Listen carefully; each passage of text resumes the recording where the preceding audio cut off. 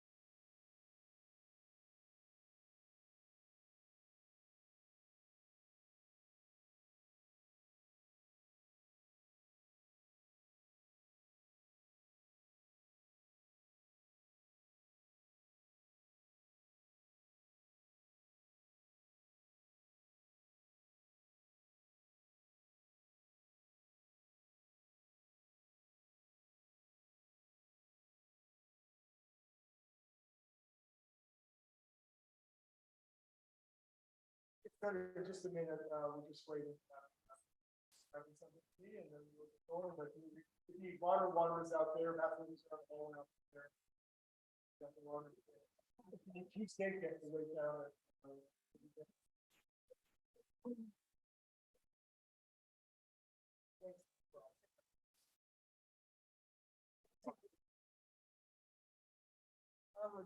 I'll make my disclosure.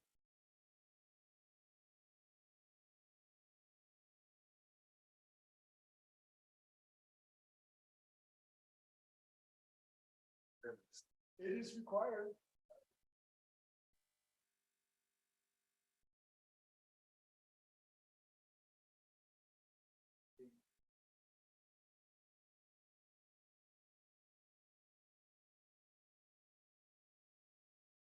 Yeah, so Dustin is at home.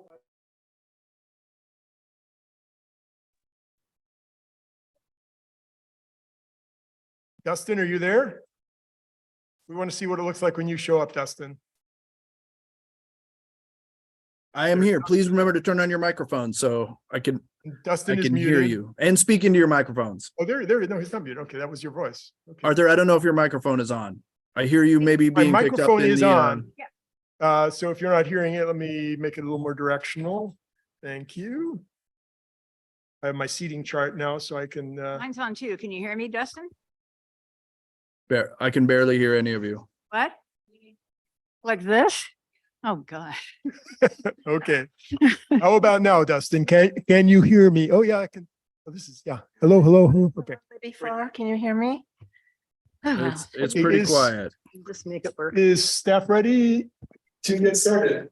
Thank you, Chair. Yes, let's get started. Want to welcome everyone back to the City of Hood River's Landmarks Review Board. This is the first time we've met in quite some time. If you took a look at the packet, you probably noticed the minutes are from 2021. It's been a while. Yeah, and with that, Dustin, do you have any words that you'd like to share before we get started? Yeah, thank you, Kevin. Apologies for not being there. Welcome back. This has been a 2-year hiatus for this board, but we have a couple matters on for you tonight. Again, as maybe mentioned, the Landmarks Review Board, your purpose is to evaluate, request, both quasi-judicial and otherwise that relate to the downtown historic district, as well as individual landmarks and registered or recognized historic properties within the city, either on the National Register of Historic Trust or a local registry. Tonight, you have a mix of both requests that come from your historic district, as well as requests from structures that have been recognized for their historic contributions. The third item we have on tonight is a quasi judicial hearing. We'll have a script. The prior two items are really by way of cleanup and administrative asks. We'll take you through each of these requests and present some findings regarding the staff report. You have staff on site there. They have provided materials. We have provided you materials in advance. I believe we also have a couple of our applicants either physically present, which I can't see them, but I know at least two of them have joined in online. Each of these we'll hear from the staff. We'll have an opportunity to hear from the applicant. We'll ask you all to deliberate and ask us questions as you see fit prior to making or deliberating and making any recommendations. So I'm going to work on some audio here, but I hope that all makes sense to you. Yep. Great. So what I would like to do is first, I realized I didn't actually call us to order. So I will call to order the City of Hood River Landmarks Review Board public hearing for Wednesday, June 21st, 2023. We started at about 3:35. What I'd like to start with first is a personal note. As you all know, our chair, Bill Pattison, passed away in April, and I think it's important that we acknowledge that. And Bill, for me, has been a tremendous friend and a mentor in many ways. He and I, he preceded me on the Landmarks Review Board. He preceded me as mayor of Hood River. He preceded me as chair of the Hood River, I'm sorry, of the Historic Columbia River Highway Advisory Board. We worked together on just a huge number of issues, and he always had very good advice for me, and I won't share any of it with you. He always had very good private advice for me, and you might want to think about here. He was always right on, and I certainly miss him, and his input and his knowledge on Hood River history was voluminous, and it's a real loss. And there will be a memorial on July 23rd, I believe, at the Crag Rats Hut. If you're interested in that, I can get information on that at some other time. I think they're just finalizing those plans. So is anyone else interested in making any comment about Bill before we get started? Bill Pattison. Yep, he was a lifetime resident of Hood River and did everything in public service that you could possibly do. And with that, what I'd like to do is, since we haven't met since 2021 and we've had several changes in our board, I think it would be helpful for everyone to do a quick introduction. So Libby, would you introduce yourself quickly? Oh, Mike, you have to flip your switch on. Yep. I'm Libby Farr, and I moved here from Portland 2 years ago. I guess what else do you need to know? I've nominated houses and buildings for historic property. I'm an architecture historian and I've been a professor. So that's what I am about. And I liked the way you addressed the Secretary of Interior's all the qualifications that you have to, the standards. Yeah, you addressed each one in your this packet. So I like that. So anyway, that's it. I'm Libby Farr. Thank you very much, Libby. Cindy. My name is Cindy Walbridge. I've been on the board for about 4 years now, I think. 4 or 5 years, I can't remember. Previously, I was the planning director of the City of Hood River. So I'm glad to be here. Thank you very much, Cindy. Will. Hi, I'm Will Ennis, new to the committee. In my side life, I'm a solid waste planner. And a volunteer And a volunteer at the Hood River History Museum. Will is helping me out with photo collection, and I tremendously appreciate his assistance. Chelsea. Hi, I'm Chelsea. I know some of you guys mostly from coaching your kids skiing, but That's where I know you from. Okay. yeah, okay. I don't have kids, but I mean, I know that you do that. Okay, cool. But also my background educationally was in urban planning. I'm now a realtor in our community. I worked a little bit right after college. I did a little bit of historic preservation work with my hometown in Park City, Utah. So that's kind of what drew me to this. And I'm excited to listen to you all and be a part of this. So yeah. Thank you very much. And my name is Arthur Babbitts. I am actually not the chair or co-chair of this board, but I was sort of drafted to do this because I've run 8,000 plus public hearings like this. I am currently a member of the Hood River County Board of Commissioners for District 2, which includes the city of Hood River. And I previously was mayor of the city of Hood River, as well as chair of the planning commission for the city of Hood River. So this is a familiar environment, but with different faces and different equipment. And it's nice to see that things have moved on a little bit. Let's get right into the hearing since we have a lot to talk about.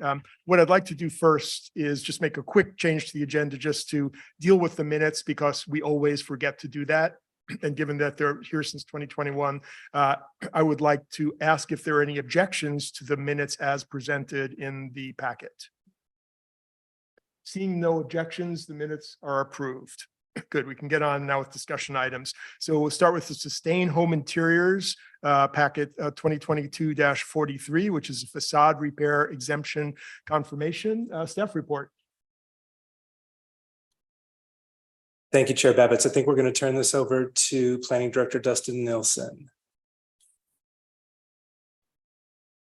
Thank you, Kevin, and thank you, Mr. Chair, Acting Chair, for that acknowledgement and the round of introductions and the memory of Bill Pattison. Certainly a long-standing, important member of this committee, and really iconic in the city and in service. So our first matter that you have before us is really it's a discussion matter within the realm of review for landmarks. We have certain exemptions allowed for repair, for painting, that are stated within the code. The request here really comes from staff. The Shepherd's Building, and now currently occupied by Sustain Interiors, underwent a little remodel earlier, non-structural remodel on the exterior. However, given its location within the historic district, these exterior changes are considered to be reviewed and significant and covered by regulations. The packet of materials you have before you is now a revised exterior remodel that we believe will remove some of those previously unpermitted exterior modifications and really bring the scope of improvements and alterations back down to what is a restoration and repair. So the request, we intended to permit this, but prior to the issuance of exterior permits, we wanted to make sure that the staff interpretation regarding this restoration aligned with the expectations of the Landmarks Board. And really, for the sake of transparency and disclosure, it was something that we felt that it was important to see this really retroactive review come before the board and really acknowledge some of the work and commitment that is going to go into bringing this building back to not only an occupied status, but also with some exterior improvements that we believe align with the previously unaltered status of the building and harmonize with the spirit of an intent of having some of these downtown regulations. The building itself is not a registered building, is not a listed building. However, given its status being within the district, these changes are significant and have impacts to the district at large. So unless there's any questions, I believe you may have representatives from Sustain there. They prepared these plans for you and have some approach, and welcome to hear from them. We're here for questions as well. Our recommendation is to allow this to move into permit because it falls under the exemption status. Great. So does anyone have any questions? Any members of the board have questions for Dustin concerning the staff recommendation? If not, I would invite is applicant the proper term in this case? I would invite the folks from Sustain forward if they're here, and I'm not sure who's who. So yeah, if you'd like to come forward, it's not required, but you may want to at least, why don't you introduce yourself so we at least know who. My name is Lauren Banks. I work for Sustain. I'm the office manager. Hi, David. Oh, yeah, I'm sorry. Yeah, we're not picking you up on the tape. Yeah. We do need a record here. first timer here doing this. Right here. Yeah, if you just speak into, there's a mic, Okay. the green thing is the mic. Oh, hi. Yep. Hi, I'm Megan McCauley. I have a lot of roles at Sustain Interiors, junior designer. I'm going to school for architecture and I have a really, I love restoration and everything and trying to, learn all the stuff with that. She did the drawings that you see Great. for you. My name is Lauren Banks. I'm the office manager at Sustain. So.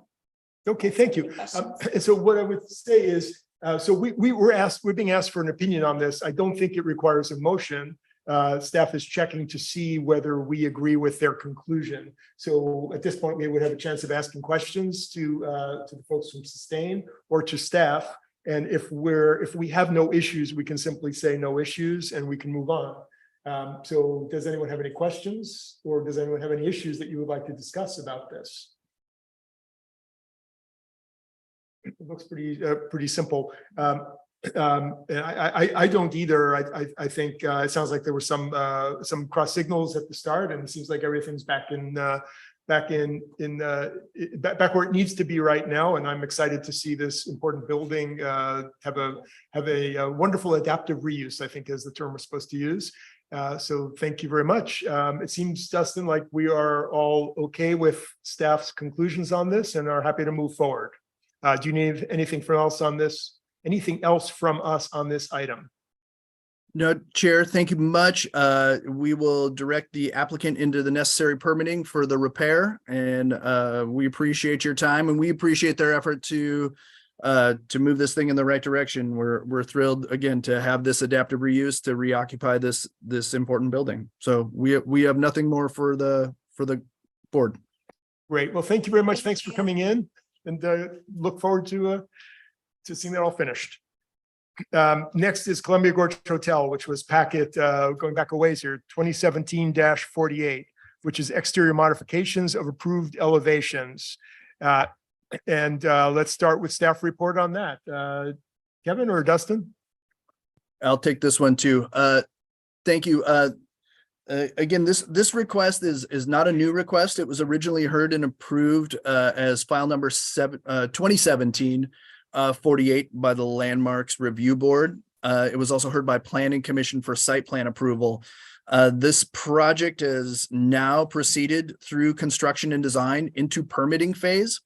And as a part of the review of the building permit, staff reviews the exterior elevations for consistency with the Landmarks Review Board findings. In reviewing them, we started looking at the conditions of approval.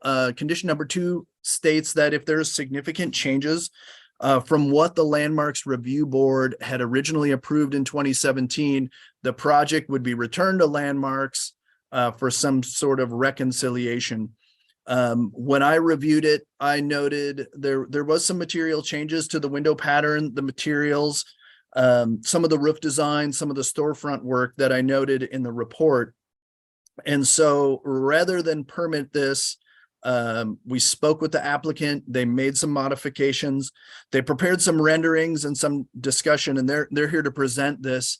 But I felt it prudent to send this and follow that second condition, bring this back to Landmarks Review in hopes of reconciling some of the changes and really maybe considering some additional modifications prior to the issuance of permit. Given that there's some discretion here, it was important to send it to the board. Again, for the sake of transparency, I was not interested in issuing a permit that I saw had material changes and that I was worried about meeting some of the consistency requirements from the initial approval, which, although conceptual in nature, had some noteworthy changes. So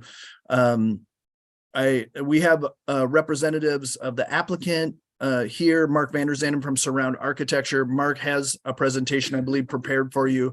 You have materials in the packet that show some of that, but we can walk through it. Really, this is not a new amendment. It's not a QJR. We're at the point where we're trying to move this from approved architecture into final permitting and issuance this year.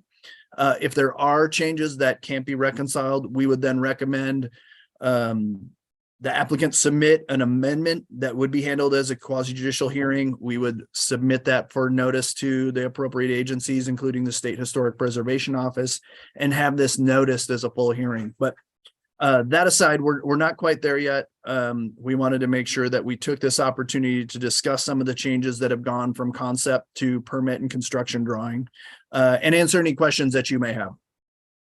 Thank you very much, Dustin. Just to summarize that so that we know what we're listening to in this presentation. Landmarks Review Board reviewed this quite some time ago. It's now come along in the process, and staff has questions whether it has changed enough that it needs to come back through a process. We're not being asked to review something today. We're being asked if we think we need to review it. So this is not a quasi judicial review. This is a, do you think it has to come back to you question? So, and with that, it's Mark, I don't see Mark in the audience, so I'm assuming he's coming on. Oh, Mark has raised his hand. So can we put Mark online so we can all see him and hear from him? Mark is the architect and has been the architect all along for this project.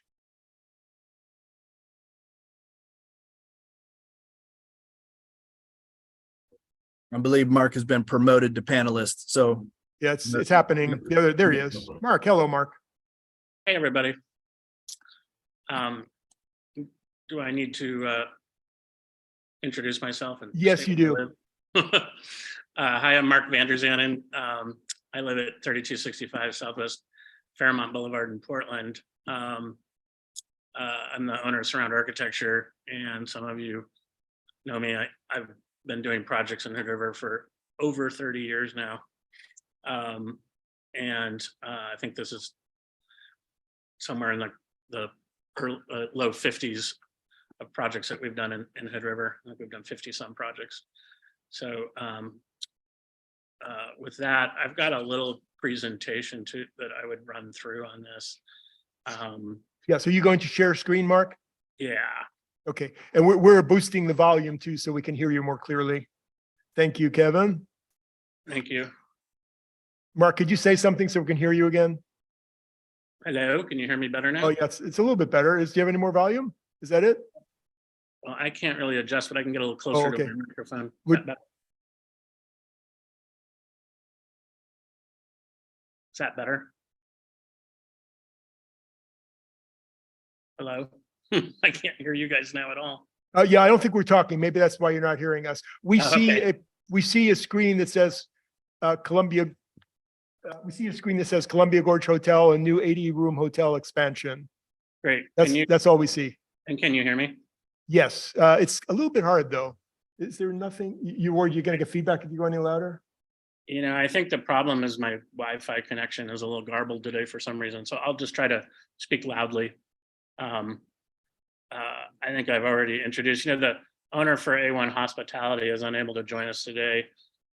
I'm not sure if any of you have met Vijay Patel, but he's owned the Columbia Gorge Hotel for 7 or 8 years now. And I think he's clearly done a really nice job of improving that wonderful building and the grounds and taking care of it. And I think he's a good steward for that building. And I think, when we first presented this project in 2017, what we felt was this addition, if you will, was a really important step at sort of maintaining the vitality of the existing building, because as a hotel, it's got 44 rooms, but a ton of overhead. So this new facility was going to allow A1 Hospitality to run a much more efficient hotel operation, which would, improve the overall economic vitality of the property as a whole, including the historic property. I've already introduced myself, so I'll skip that.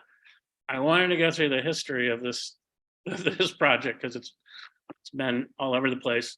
So as Dustin mentioned, and some of you remember it, it was originally presented to Landmarks in 2017, and we did that. We also did a conditional use application at that time.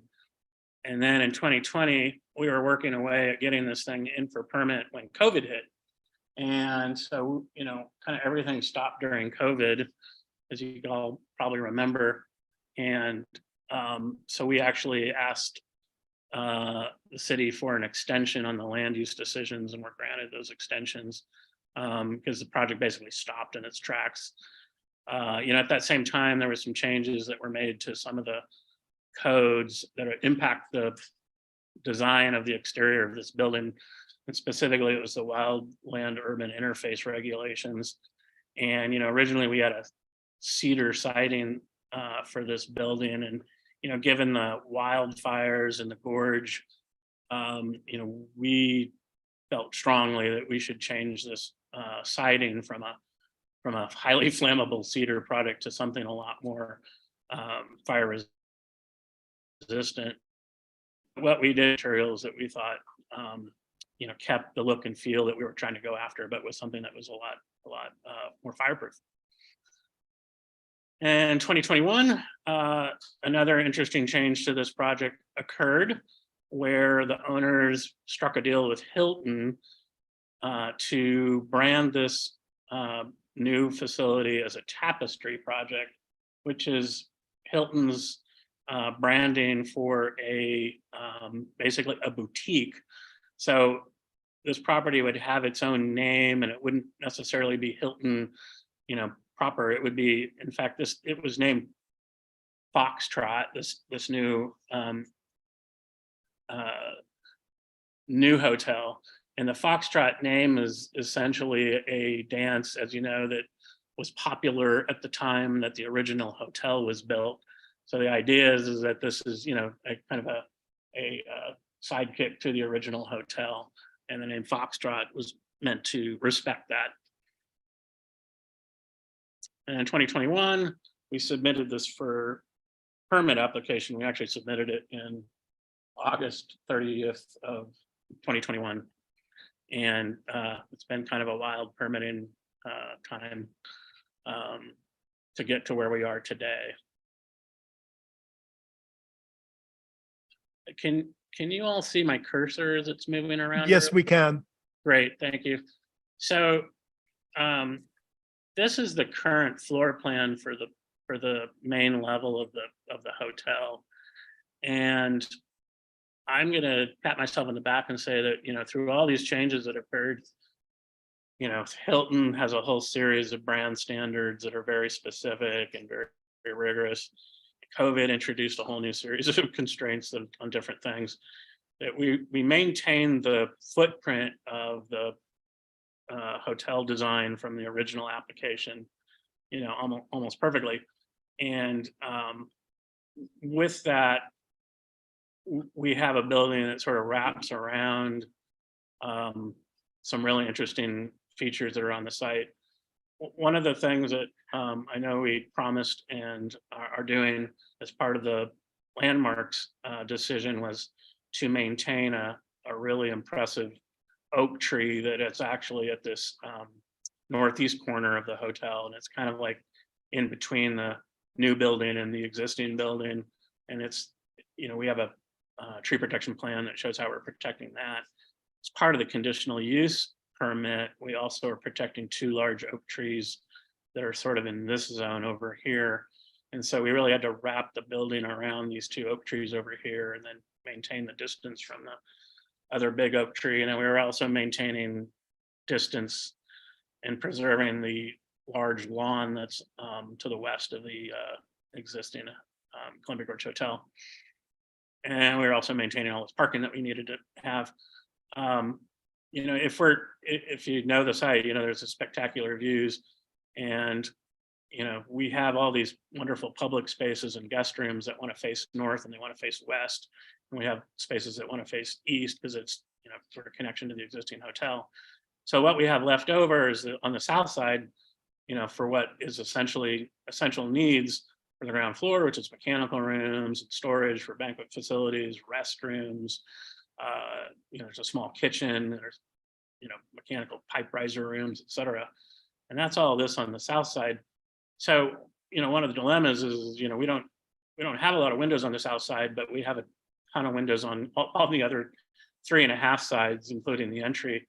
So we had the original design had a few more windows on the south side. I guess what I'm going to tell you tonight is like it would be nearly impossible for us to add more windows at the ground level on the south side. And I'm gonna go up to the next level now. You know, it's kind of the same story in the next level up. We have a lot of guest rooms facing north, and we have services on the south side. We have housekeeping, storage, and mechanical, et cetera. But we do have windows on the south side on the upper levels. We have windows on the guest rooms. We have windows on the where we have openings for the corridor here and there. So we have quite a few windows. And these elevations show the windows that we are able to produce on the south side of the building. On this upper drawing, and the lower drawing shows the windows that we have on the east face of the new building.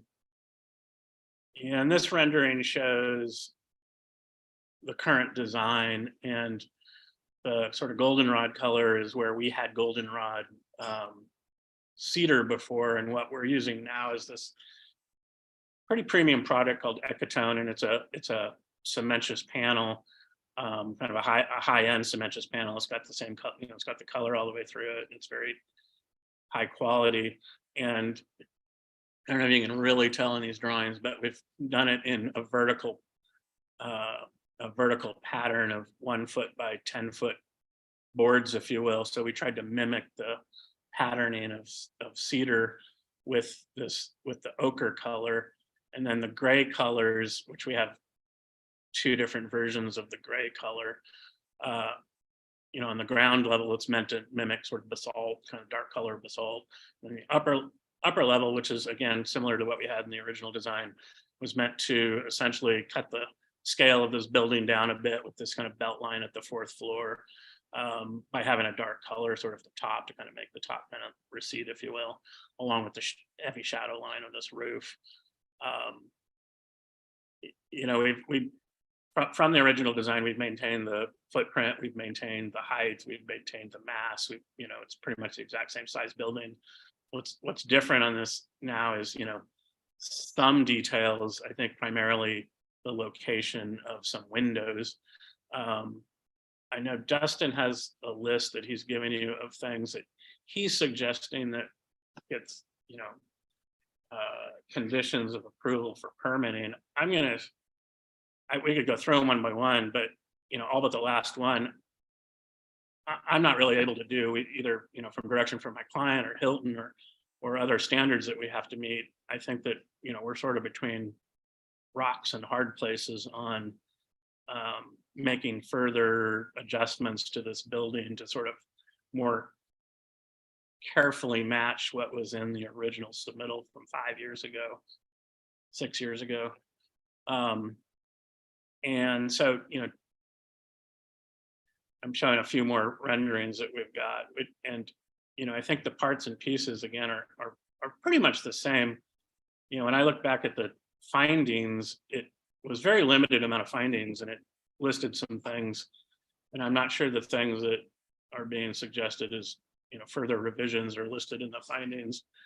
You know, so I think, and to me, the question is not so much, you know, make suggestions for us to make changes to this, but does this project now still, is it still, you know, visually subordinate and compatible with the existing hotel? And if so, I think, you know, it'd be nice if we could move on with permitting for this. If we really had to come back and go through the process of doing an amendment, it would just take a long time. And I'm not sure, you know, if there's a reason to do that, if you still feel like this project is compatible with the existing building. You know, I'm gonna repeat the things that we haven't changed. We haven't changed any of the, you know, the footprint or the tree protection, which I think is important. We haven't changed the height. We haven't changed the mass. I don't think there'd be a question that we've changed the style of this building, because I think it's very similar to what we presented before. So what we did change is some of the, you know, details. And in that case, I'm thinking we didn't really change the details. They are the same, or I'll call them similar, but maybe the locations or some of the quantities are different. You know, so to me, I don't think we've necessarily made changes that are, you know, affects the compatibility of the hotel with the existing building. But, you know, we're here for the discussion, so I'm happy to talk about this more. It's been 5 years, so I mean, I think it's the crux that I'm in is like we've had a lot of changes in terms of programmatic changes, and other things. So if we need to come back and readdress this in another hearing, we can. Okay, Mark, so it sounds like you're ready for questions from us? Yes. Great. So everyone's heard what Mark has to say about this. I've got some comments myself, but I'll open it to other folks first. Anyone wish to ask Mark questions? Actually, let me ask first of all, I'm not sure I was on the landmarks board when this was reviewed. I think I reviewed this as part of a planning commission, so I'm not positive, but Cindy, you were on the landmarks board. I don't know, I'm asking you.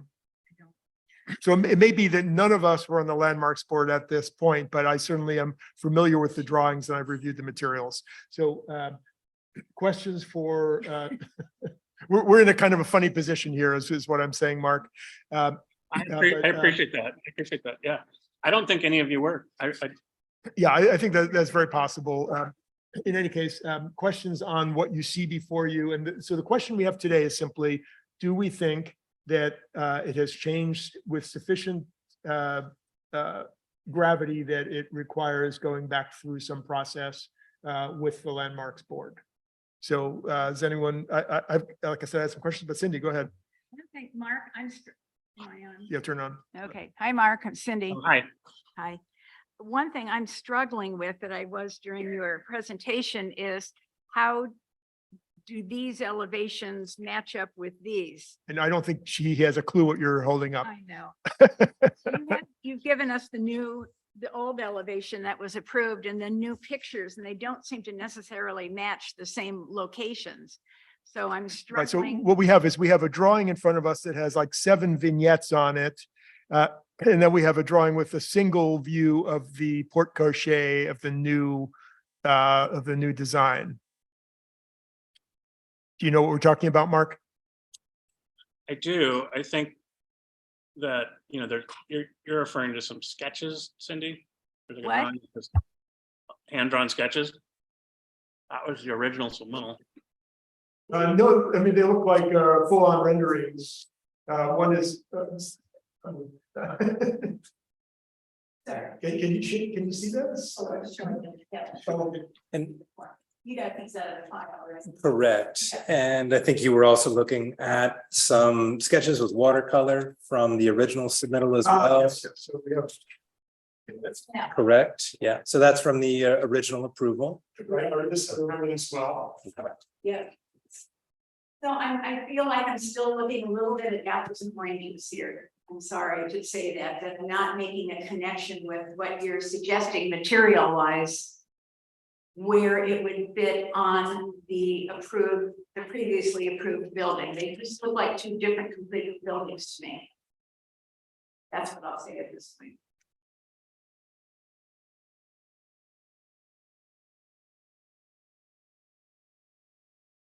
I don't, know exactly how much I should say since I'm kind of new to this group, but it seems like the character of the original, which is it has like a flowing tile roof and Mediterranean feel to it.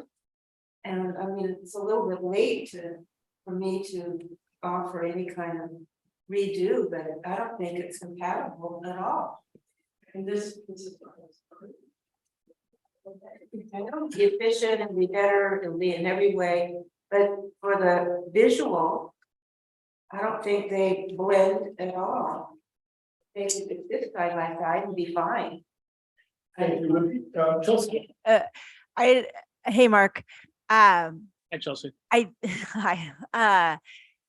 think it's just hard for us. I mean, most of us are new to this board, so it's hard to say like the previous rendering based on the current rendering. They're just so different in their presentation that it's hard to say like how they are so different. It seems like the biggest difference is just the materials that you're using to be more in line with the wildland urban interface. But yeah, like it's hard to say because the renderings are, one is obviously computer generated, it's easier to kind of tell what the building is going to look like. Whereas the previous rendering is more of a watercolor mock-up. So it's hard to say what the difference is. I guess, so let me jump in also, as long as we're doing this. When I first saw this packet, I did a double take because my reaction was, that's not the same building at all. And I wanted to think through why I thought that. And certainly the change in material is both a significant contributor to that and also completely understandable. So it took me a little bit of thinking to get past that. But then what I see is, to me, in both buildings, the porte cochere is the face of the building. And what I see is a complete change in style of the porte cochere between what was approved by the Landmarks Board and what is being presented today, and certainly between the original building and what we see today. The porte cochere with the wires holding up a large awning, and the total lack of windows on the front of it sort of has almost, I mean, I look at it like a Las Vegas, almost a Las Vegas style. Going over the. I mean, it's just entirely different style. And to me, it's the lack of windows, instead having that big slab with the angular, the cantilever design, or whatever you call it. But it's, the cross section, rather than being rectangular, is trapezoidal. It just strikes me as a fundamentally different presentation. And so I had trouble looking past any of the other things when I first looked at it. Now, hearing you walk me through it, I can see, oh yeah, okay. Most of it is really, changing materials, but pretty much the same idea, and probably meets the visual subordination requirements. But the first thing you look at does not, to me. So that's where I have some trouble. And I don't know that, so I guess my reaction to answer Dustin's question was, I would want to see a review of that feature at a minimum, to see specifically whether in fact it does meet the approval criteria that were sent. And if not, I would want to re-review it. I would agree, Arthur. And I also think that this is one of the most prominent buildings in Hood River. And I think it deserves notice for people to come in and have some kind of comments on this new change, because I think it's enough of a change that it doesn't have much compatibility with the existing Gorge Hotel. It looks like it belongs at Black Beaver, Southern River, but it doesn't seem to identify with the softness of the original. But you've done a lot of work on it, and it must be hard for you to think, oh my God, is that a Sorry, could you all make sure you turn on your mics? is it on? That's on now. Oh, okay. Yeah, and also bend forward towards, they're Okay. incredibly directional, which drives me I crazy. just, it's like hard surfaces versus more soft and flowing of the original. Can I just say one thing? Yeah, oh yeah. Just saying it to the mic. Oh, I'm done. No, I'm talking to Cindy. He's talking to me. Mhm. This is what's approved already. That's approved, approved in 2017. So the bottom line here is they're taking this picture and wanting to add or change it in the way that we have from the newest elevation drawings. Yeah, so I would leave room for the fact that it may just be an element, it may just be a matter of the renderings, but I really have trouble seeing this as falling within the original approval.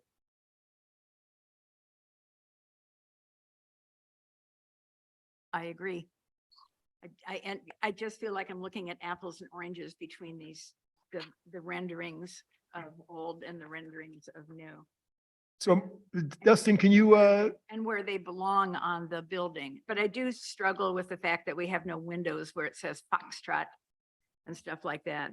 that's, to me, I think that's like almost the biggest thing. That is the The biggest total lack thing of here. windows there. There's a colonnade versus an arcade, and now it's expensive to make arcades in this day and age, but nothing on this one really relates at all to the original. In my opinion, but It'll be. Yeah, so this is the nature, when the landmarks review was done in 2017, the nature of the discussion. Already. Well, no, but the nature of the discussion was the whole, you have the review concepts, which I'm sure you know better than all of us. But that you want references, but you don't want it to be too matchy match, I think is the term that Sure. Chippo folks use. Yeah. And they found at that time that it met that. And you're observing, you don't believe it does, and I have trouble seeing if it does. So I'm wondering, Dustin, can you kind of help us explain, because we don't want to do a full review of this now. How much do you need from us to decide what the next step is for you to work with Mark? You bet. And apologies for for video here for a minute. Yeah, the issue that staff was presented with was a permit drawing with elevations that it saw as significantly departing from the original landmarks approval. So I clearly I'm not asking you to relitigate the initial approval and its merits. That the color rendering drawing that you've seen in its cedar siding and whatever it is, that is really the standard. That is approved and that's in place for all its merits and deficiencies. That is what we're looking at. The issue that we saw was that the permit drawing was a significant departure from that, for better or for worse, as a result of anything. And we tried to flag some amendments that I listed in there that we believe were necessary to bring them back and kind of harmonize them. The addition of additional glazing, materials that you see on the storefront, some of the trellis work, some of the indents, common features, common with the initial approved drawing. And so in order to really, make sure that we were on point with that we were staying true to the original decision, I wanted to bring it here. I wanted to make sure that this is a little bit of an audit of the staff work. I understand some of the material changes and we've seen a change in the fire regime out there. We've had a fire out there. I think some of that becomes an appropriate response. And I actually, went over some of the materials with the applicant, and that is not my concern. It's really the total package. And we are trying to figure out which way to move this forward. If it can't be moved forward at final permit, we need to give the applicant some direction on how to remedy these things and how to move this project forward. We're looking forward to seeing it completed. However, we need to make sure we're staying true to the decision that in the landmarks review and the planning commission review that went before this. So the fact that you are seeing issues with the new drawing and that I haven't overshot this and my interpretation of consistency is not out of line, that's sufficient to give the applicant and I some direction on how to move this forward and what request becomes necessary. Great, because I feel uncomfortable going much further because this is not a quasi judicial hearing. So we haven't done disclosures, we haven't had full presentations. Everyone's not at the same place. Everyone hasn't seen the same evidence. So so you're saying that you're comfortable, you have sufficient direction to now go back and work with the applicant on this?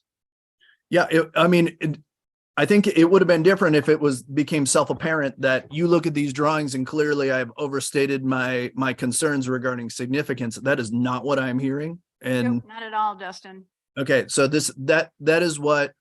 that's what I needed to hear. And I think it's helpful for the applicant to hear some of those concerns too, that it's not just under my authority to issue permits, that this is, there's some issues here. So I think that it should help us, address those and to get this to permitting and or an amendment that becomes necessary. So Can I say something else, Dustin?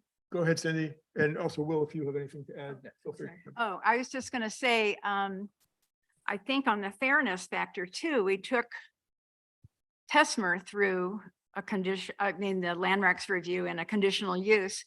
And we made him kind of really comply with a lot of the Secretary of Interior standards. And I think he has a project there that looks a lot more like the Columbia Gorge Hotel than the Foxtrot does. I think what was approved in 2017 could work. Okay, that's it. Thank you, Cindy. So, Mark, do you have any questions for us? I do, I have some questions because you know, SHPO didn't want us to match the existing building the way Tesmer did. So I'm concerned that, you know, this new regime is, you know, steering this in a different direction because the original design, I don't think matched. I mean, it was cedar, you know, had a. Mark, I think there's a Mark, if I could stop you for 1 second, I think it's a misunderstanding. When Cindy is referring to Tesmer's project, she's not referring to the project you see there. It was a different project he applied for, right? It's not, I mean, he built a totally matchy-match one, but that was not that did not go through Landmarks Board review because it was on property that was outside. It was on a separate piece of property. I remember my first reaction when I saw what he did is like, that's not what you're supposed to do. But that's not what Cindy is referring to. She's referring to something you probably haven't seen. You know, we submitted this for permit in August of 21, and it really wasn't until March of this year that this was brought to my attention. And so I'm just a little frustrated, and my client's frustrated. So I'm just, it's not really your problem. You're just hearing this for the first time tonight, but I'm trying to get through this and get permitting. We've had a long slog with Public Works who, you know, changes their mind all the time. And now this is sort of a wild card. So anyway, I'll stop with that. Okay, Mark, it is kind of difficult to hear you, but I think we kind of got the gist of it, that you are frustrated and we know nothing of the history that you've been through recently, so can't comment on that. But like I said, this is not a quasi judicial hearing, so we're in a funny position. We're not in a position to rule on anything. We can simply, staff has asked us for our opinion. We've given our opinion reflected to staff, but this is really ministerial until and unless this gets brought back into the QJ realm. And I'm not an attorney and I'm not going to play one. I'm a little confused about what our authority is here, but I don't think it goes much beyond kind of reacting and responding to Dustin's questions. That's fair. You know, I really intended to have a new hearing because I think I mentioned, I'm just, you know, I've got all these different standards and plan issues to deal with. So I didn't really intend to sort of like, you know, add a series of windows here and there, because I really can't. That's the kind of thing that's going to be extremely, you know, problematic at this point in the process. So I can try and work with Dustin, but I think the problem you know, at this point is, you know, severe. So I don't know if coming back with an amendment and working through it that way is a better approach. So I'll speak with Dustin about this afterwards and we'll figure it out.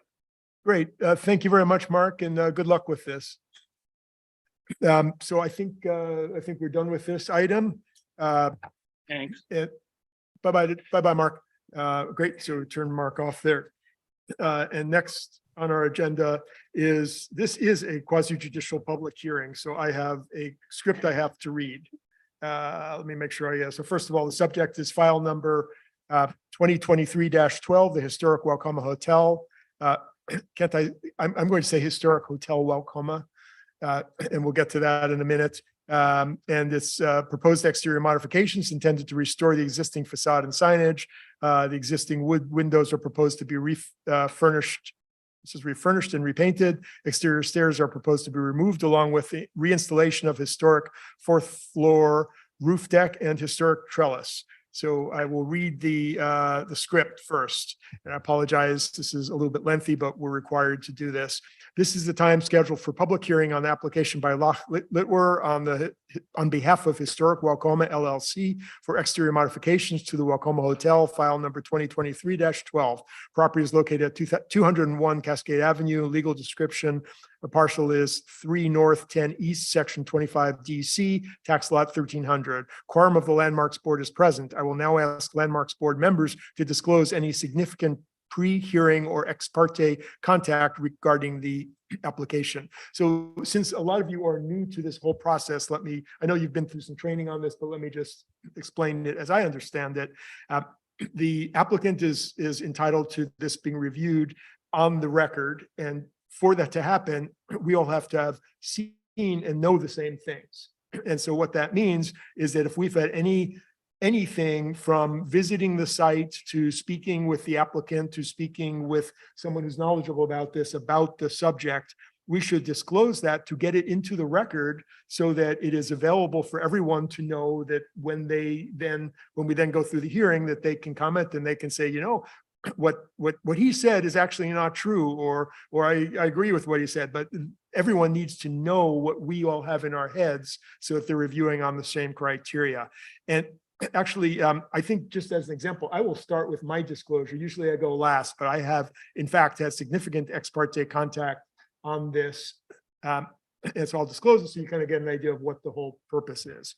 So I am the photo curator at the History Museum of Hood River County. And as such, I was contacted by the applicant who wanted to know what historic photos we have of the site. And what history we're aware of the site. So I met with the applicant, and then I later met with the applicant and staff, including the designer and historical consultant, I believe it was, to share all the information I had. And what I told the applicant at that time was that it would likely be coming through a quasi judicial review. So I would be saying all of this, and that the way to make it easiest would be to include the materials that we talked about in the application so that they become part of the record automatically. And they have done so in a very thorough manner, I believe. So you have all had a chance to see all the photos that I provided. So I believe in terms of ex parte contact that all of the relevant material that I have, all the relevant knowledge that I have related to my contact with the applicant has been entered into the record and is available. And I will certainly, if I think of anything along the way, I will add that so that you all have it. But I think that I'm good because the applicant has included so many of the photographs in this application already, and you can see them and we can talk about them as a group. So that's my disclosure. So I'll start with Chelsea. Have you had any ex parte contact? And visiting the site is actually considered ex parte contact too. So if you have visited the site, you should say that you visited the site and what you learned from that visit, any observations you make, because that gives them a chance to rebut or agree with those observations. Okay, I actually have visited the site. It was many, many years ago. As you know, that building had been for sale for decades. So I did show it to a potential buyer at one point. This was probably 7 or 8 years ago. I guess I just know the current condition of the building. Right. And you draw any conclusions that might be relevant to the discussion that you see in the staff packet? The only conclusion I drew is that it's going to need a lot of work. And that's actually a relevant thing to say, and Yeah. appreciate that. Will? I've had none other than, walking by it on a weekly basis. And do you make any conclusions from what you saw walking by it? No. Great. Cindy? I have gone through the building quite a few times with previous owner, know it pretty well, and I don't think that will change the way I would vote on this and reading your application. But was there any significant knowledge about how the building is put together or anything related to No, this none. plan? Great. Thank you. Libby? I've not been to it, but I've walked around a lot. And I was very impressed with the way you are going to redo the former. I was impressed by the way you are going to restore or bring back, even with the same supports, the trellis on the roof, and the way that you're going to replace a window with a door. But everything else, it seems you've been very careful in addressing all of the main issues that the Secretary of the Interior has in his the guidelines. And I'm impressed with what you're going to do. So Libby, we're going to get a chance to review all of that after Okay, they later. presented it. So we have to let them present it so that we can. Oh, I'm comment on it. sorry. Okay, yeah. I know exactly where you're going, but Okay. you're trying to move us along because we're really slow. I appreciate that. No, it's okay, good. But we will get there. So Great. So those are the ex parte disclosures. Next, I have to go. At this time, I will request abstentions based on conflict of interest or bias by members of the Landmarks Board. Prior to abstaining, you must explain the basis for your abstention. Are there any abstentions? So does anyone have any conflict of interest which will cause them to abstain? Thank you. If anyone in the audience would like to challenge any Landmarks Board member's qualification to hear this application, please come up to the microphone, state your name and address for the record, and you may have the opportunity to question board members. Does anyone wish to question any of us on our qualifications to hear this application? Let the record show that no one has stepped forward. For audience members watching via video conference, please use the raise hand feature in Zoom's webinar controls if you wish to speak. For audience members listening by phone, please use the following commands via your phone's dial pad. *9 raises your hand if you wish to speak, and *6 toggles mute and unmute. So we'll wait a minute for that. Actually, do you know if there is anyone online? Thank you very much. Yeah, I have not run a meeting since we've had this audiovisual equipment here. Would any member like to make a motion to disqualify any other Landmarks Board member from hearing this application? Thank you very much. Let the record show no one has moved that way. Applicable substantive criteria applicable to this application. That's a little bit redundant there. Chapter 17.14, Historic Preservation of the Hood River Municipal Code. We will now hear city staff report. I believe that's you, Jacob, right? Thank you, Chair. I'm Jacob Harner, the Associate Planner here at the City of Hood River, and this landmarks review is for the proposed exterior modifications to the Wacoma Hotel building at 201 Cascade Avenue, file number 2023-12. Proposal includes the restoration of existing facades, signage, refurbishing existing wood windows, removal of the exterior egress stairs, reinstallation of the original 4th floor roof deck and historic trellis, and the creation of a new egress alcove. The extent of the improvements requires the proposal to be heard by the Landmarks Review Board. A notice of application and request for comment was sent to adjacent property owners, review agencies, and the State Historic Preservation Office. A comment, not an objection, was received by a neighboring property owner regarding height requirements and the roof deck, but after reviewing HRMC 1701060, his questions were resolved. The proposal will also require land use review as well as a planning commission review for the sign variance. The role of Landmarks Review is to review the extent of the exterior changes and determine compliance with 1714 and consistence with the Secretary of Interior and downtown design guidelines. As discussed within the staff report and outlined in materials submitted by the applicant, the request has indicated that the goal of the proposed alterations is to continue the historical retail, food service, and hotel uses and preserve the historically significant attributes. No new additions are proposed. The restoration of the 4th floor roof deck and trellis are based on historic photos and are intended to recreate an authentic and original aspect of the building. Additionally, the proposed awnings above the doors at 2nd Street entrances and the corner entry are to be modeled after those in historic photos as provided in the plan set. One noteworthy modification from the current exterior is the removal of the exterior egress stairs on the north and eastern facing elevations. The removal of the non-original exterior stairs does not conflict with the defining characteristics as described in the historic resource survey for the building, which is included as attachment D within the staff report and is made to comply with the life safety requirements of building code. Proposed marquee roof sign is intended to be modeled after historic marquee shown in the historic photo. However, the name of the hotel has not been confirmed and will likely not be the same. An important feature that should be noted is that the original sign is bulb lit. Staff recommends a condition of approval that the marquee should replicate the original bulb lit illumination style. The use of LED bulbs should be color and wattage coordinated to maintain the original look of the sign. A variance request is required as a prerequisite to the approval and installation of the sign, and staff would like to put Landmarks Board's comments regarding the sign's relationship to the building into the Planning Commission record. Additionally, a painted mural originally located on the western elevation of the building is proposed to be recreated on the south elevation's 4th floor. The proposal attempts to recreate the historic mural, but its new location does present some concerns. Since the building's masonry has been painted, its application does not present an issue of physical integrity of the masonry. However, it may be difficult to discern what is original and authentic as compared to what is a new mural. The new location may not portray the historical accuracy of the elevation or mural location. If the Landmarks Board seeks to approve the mural location as proposed, it is recommended to make a finding that the proposal does not constitute a change that creates a false sense of historical development or conjectural features or architectural elements and is in compliance with the Secretary of Interior standards.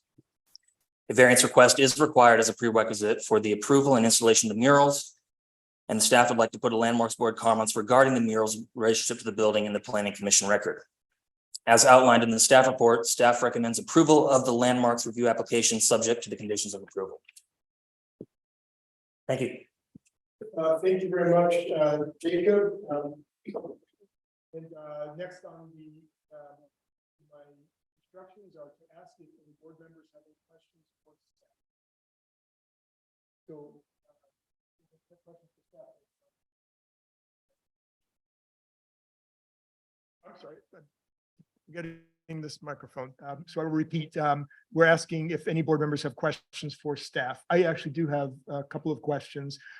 When you're referring to the marquee style sign, are you referring to the one on the third or fourth floor that's next to the trellises, or the one sticking out from the entrance on the ground level? Referring to the one up by the trellis on the fourth floor. Okay, and then secondly, when you talk about the mural location that you're referring to predates the construction of the Ford garage, which is now the Columbia Center for the Arts. So that location, am I correct in understanding that you're asking, when you talk about location, you're talking about moving it from a location which is obscured by a building that was constructed there in 1921, I think, and moving it up and over? That is correct. Is there any discussion of lighting on that? At first, I thought you were talking about lighting of that mural. No lighting was discussed in the application for that. Great. So we'll have a chance to review all this in detail, but thank you for those clarifications. So if any board members have questions for staff, so public hearing. Now is the time. This is now the time to state the rules of conduct for the hearing.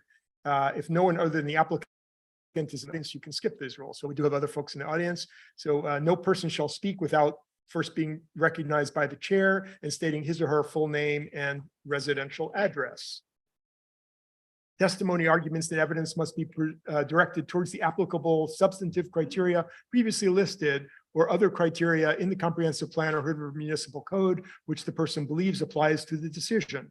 Failure of the applicant to raise constitutional or other issues related to the proposed conditions of the approval with sufficient specificity to allow local government or its designee to respond to the issue precludes an action for damages in circuit court. Failures to raise the issue accompanied by statements of evidence with sufficient specificity to afford the Landmarks Board and the parties an opportunity to respond to an issue precludes appeal to LUBA on this issue. No other officer or employee of the city who has a financial or other private interest or has previously participated in any hearing on this application shall be able to participate in discussion or give an official opinion to the Landmarks Board without first declaring for the record the nature and extent of that interest. The Landmarks Board may set time limitation for proceedings, but in doing so must provide proponents and opponents equal time to present arguments. It says describe time limits, but it does not look like we have a big crowd here, so I'm not sure we're going to need any. The chair, members of the Landmarks Board, and with approval of the chair, the city attorney or other officers or employees of the city may question and cross-examine any person who testifies. We will now have a presentation by the applicant. We have read the staff report, so please focus your presentation on any new information or any objection to the analysis in the staff report. You'll have the opportunity later to provide rebuttal to the public testimony. So I will call upon the applicant, and not sure who wants to present, but you can stand up, and you can all stand up or one at a time and name and address for the record and speak into the green flying saucer. Sure. Hello, my name is Gabe Dominic with Dominic Architecture, 2246 East Burnside Street, Portland, Oregon, 97214.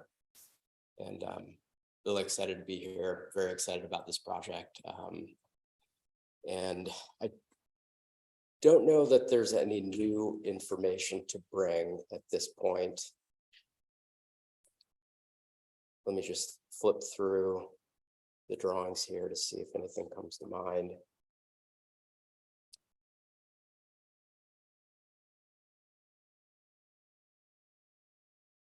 And we'll certainly have a chance to ask you questions and, Sure, but what we're doing now is we're setting it up for public testimony. sure. So the trellis that is being rebuilt has proposed glass covering over a portion of it, the 15 feet from the building wall north. And there's a section drawing showing how that's built. And we're still figuring that out. So I don't know if it's material here, but you know, the glass that creates that covering, you know, it may slope the way that it's shown here. It may slope the other way. It will probably be a slightly steeper slope. And the way this is drawn has the trellis. I'm not sure I follow which drawing you were talking to. So We're not on Yeah. the right page yet. Can you tell us, is there a page number or something that? yes, this is page 36. Okay, hold on one second while we scroll.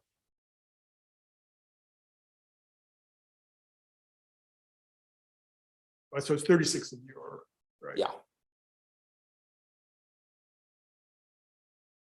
Someone with paper has found it faster than me.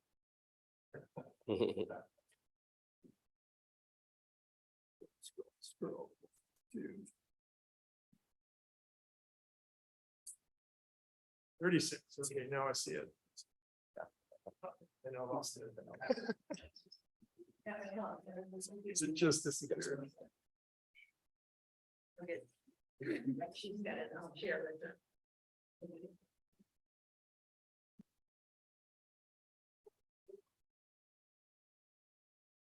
So we have the picture now. We know what you're talking about. Okay. And now what, could you say what you said again? So now we know what we're talking about. Yes, so you see, there's a sloped glass roof that is dimensioned at 14'9" plus or minus from near the building wall Yes. north.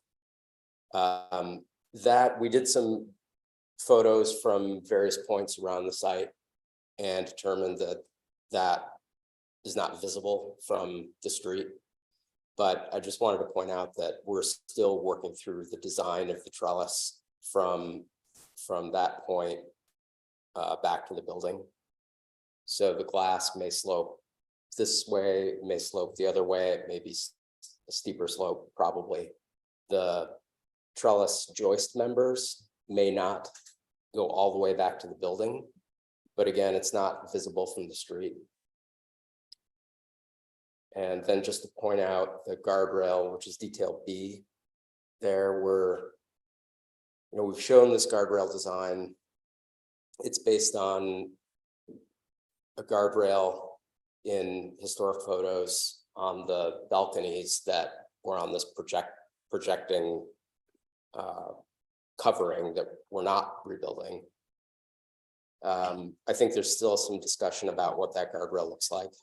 So it may be appropriate for us to stop back by here and have discussions about that in the future. Okay.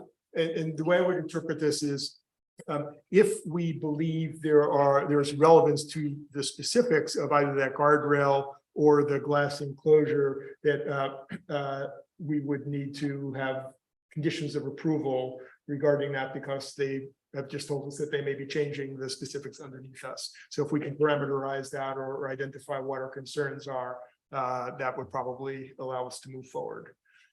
So, thank you. And let's see, the fire escapes are being demolished as shown here. The elevator penthouse is shown. I think it's going to be not quite as tall as what's shown here. I couldn't find that. Which drawing is that? Oh, it's the elevations, page 35. Shows There it is, it. okay. And it shows it at 4'10". Oh, no, that's above the glass. Yeah, so I think it's gonna be bigger than the one that exists now because we're having 2 elevators, but it's gonna be shorter than the one that's there now. So I'm sorry, I was unaware that there was one there now. There is. There is. Yeah. Okay.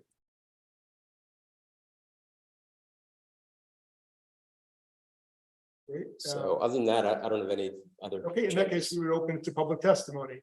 We will now take public testimony. I'm sorry, did anyone else from the project want to speak before we take public testimony? Oh, we didn't get you on the mic. Okay. Thank you. So let's move on to public testimony. Prior to addressing, we'll now take public testimony. Prior to addressing Landmarks Board, each person shall come to the podium to state his or her name or address. Actually, let me ask first, does anyone wish to speak on this? We have a hand raised. Great. In that case, I'm just going to finish reading the instructions and then we will call upon you. I'm sorry, I'm lost place here. After everyone has had an opportunity to speak, we will close the public hearing and begin deliberation. Again, for audience members watching via video conference, please use the raise hand. Well, obviously you figured that out. What I'd like to say now, so it has it divided between proponents and opponents. Since there's one, I don't think it matters what order we take people in. And we see Jessica Engemann has raised her hand, I presume. Jessica, let's unmute Jessica so Jessica can address us. Hello, Jessica. Hello there. I was actually going to speak as part of the applicant. I'm not, I guess I'm by default for the project. I'm the historic preservation consultant, and I just wanted to jump on and tell you that I have been involved with this project. I've been kind of the liaison between the SHPO office and NPS as we're working through the historic tax credit process. I wanted to let you know that in March, we did a preliminary review process with NPS. So the decision maker, John Sandor, has already seen this project, even though we're not through that process yet, and it gave a preliminary approval on the exterior elements and was supportive of the trellis and the items on the roof. We did an exterior mock-up, a physical mock-up with some poles to show sight lines, and provided him with photos from various parts of downtown. And he had no concerns with the visibility. And I just wanted to pass that information on to you so that you know that we have been working directly with the state and the feds on this. Thank you very much, Jessica. And just translation for anyone who doesn't know, NPS is National Park Service, who presides over the National Registry. So I am interpreting what Jessica just said to mean that she is. Okay, good point. Thank you. So Jessica has explained that she's working with the National Park Service on the registry issues, and SHPO is the State Historic Preservation Office, which is the Oregon State agency, which deals with historic sites and preservation of them, and we work with their standards all the time. So those are the two acronyms that you just heard. As an engineer, I'm constantly telling people in presentations to explain their acronyms because it's very frustrating in public meetings to have everything done in code. So that's what those acronyms are. Thank you, Jessica, for speaking. Does anyone else from the public wish to address us? Josh Siva, come on up. And you have to do your name and address for the record. But... Hello, everyone. My name is Josh Siva, and I am a partial owner of the Brosius building, which is due south of the applicant's building. And first of all, I want to say that I grew up in Ashland and watched the very historic building struggle for 20 years to be redeveloped as a 5-story hotel. And they succeeded after 20 years. It's a beautiful addition to town. So I'm not opposed to the project. I am concerned with our building is 26.5 feet tall, and it's directly behind this building.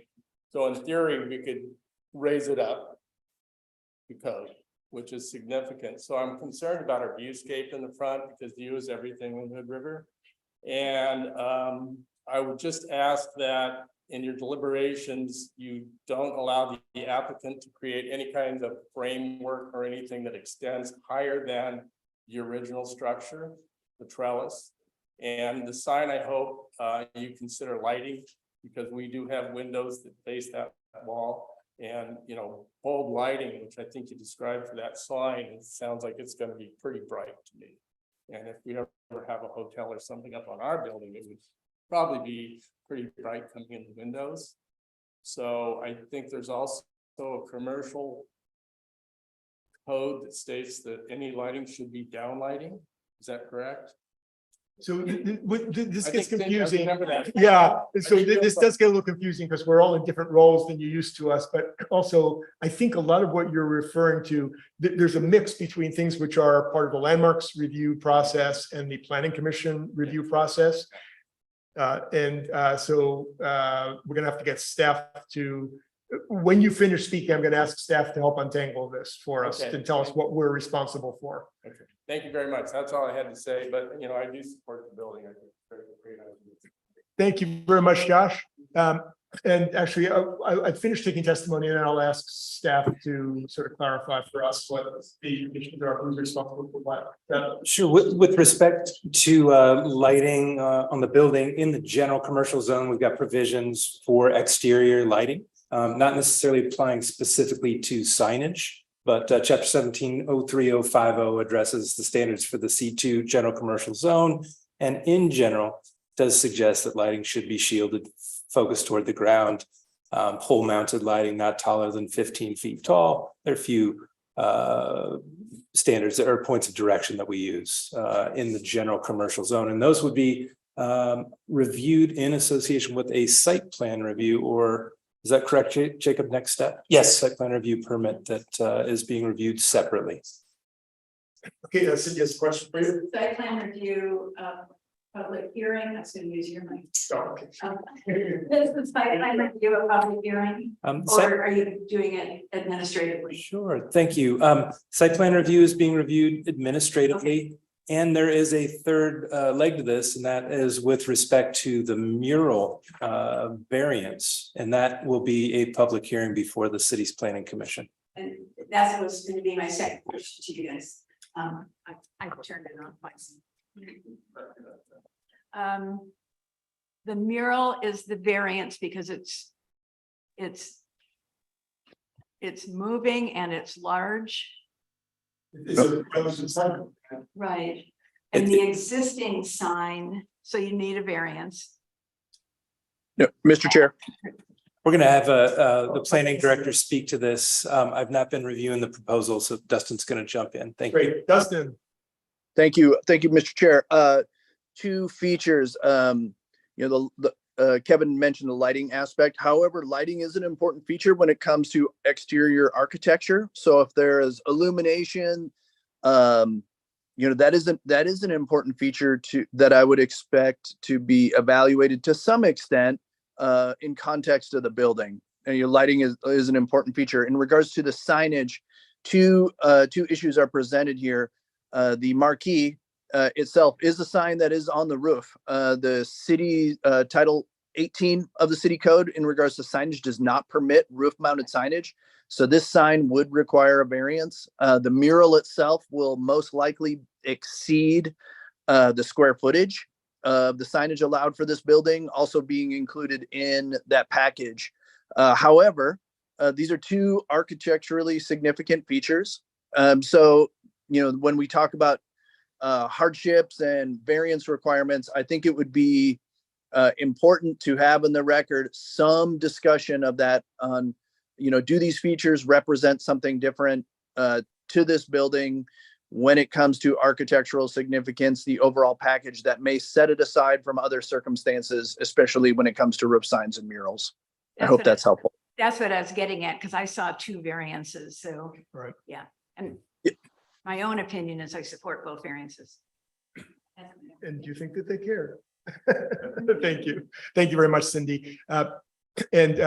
Great. So thank you, staff, for untangling kind of what we're responsible for. So it sounds like we're being asked for our opinion on the historical and landmarks aspects of these elements before they move forward into the planning commission and landmarks. I'm sorry, planning commission and variance phase.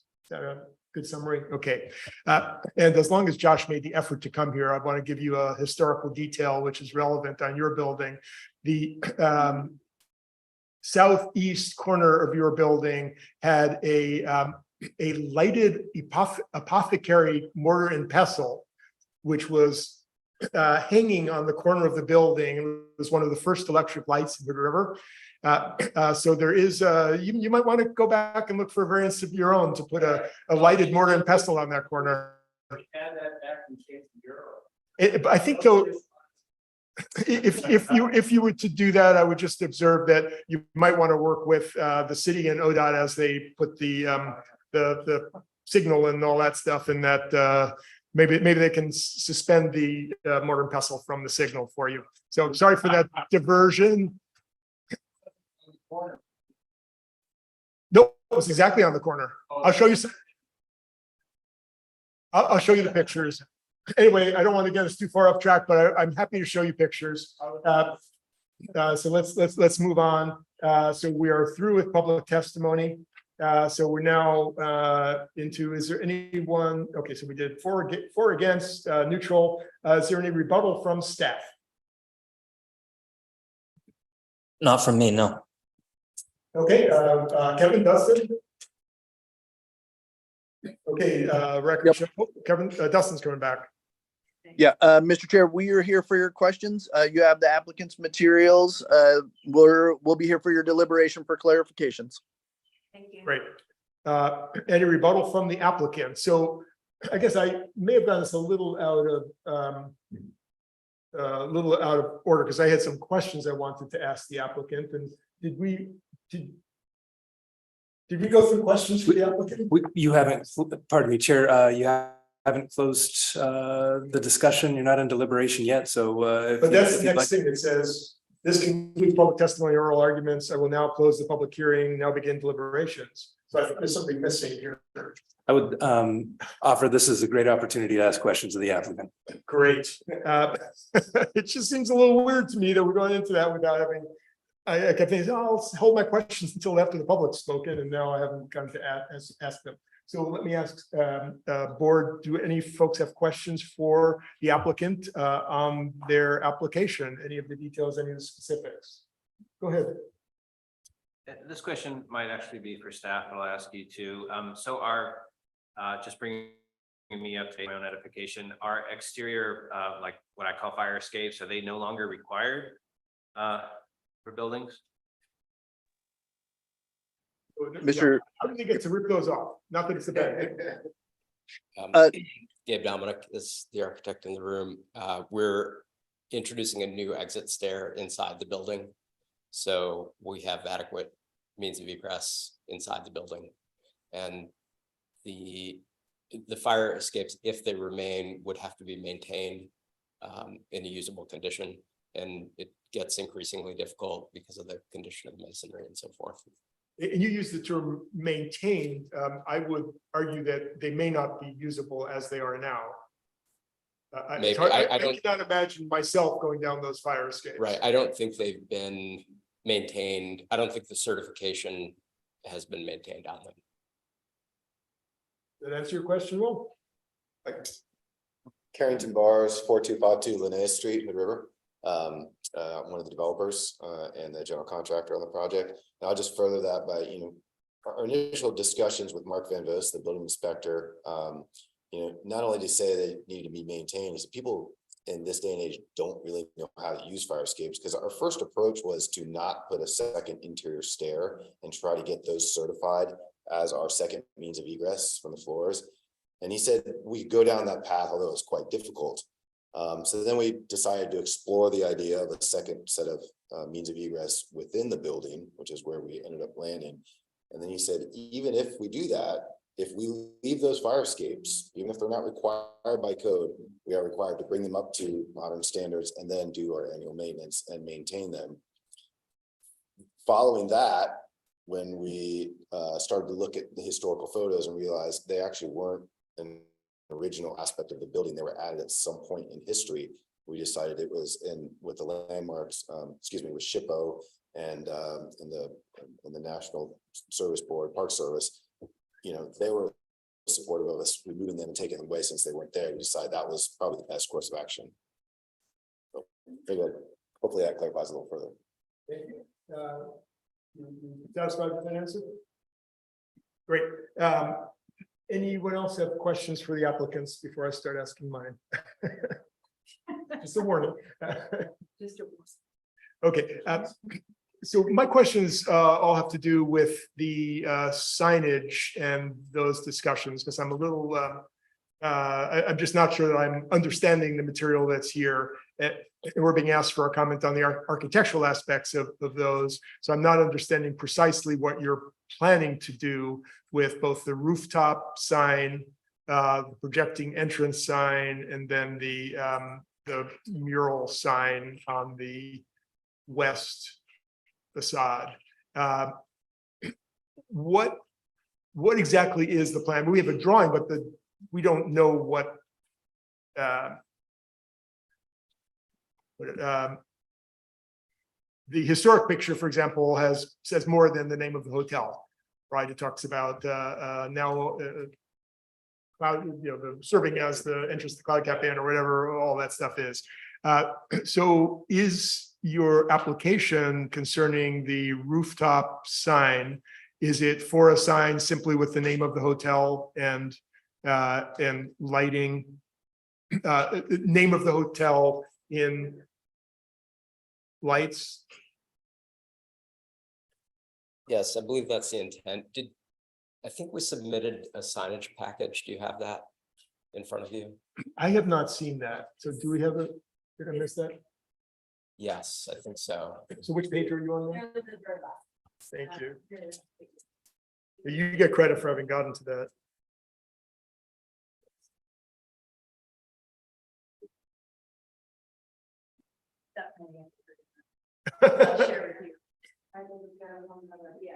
So I'm not getting, my pictures aren't coming up in Oh, this. look at, they're putting it up. Thank you, guys. Oh, thank you. Much better. Okay. So I guess before you answer this, there's a dilemma that I have here, because I know that Oregon's Constitution prohibits us from regulating the content of signage, but we're being asked for historic commentary on the sign which had historic content.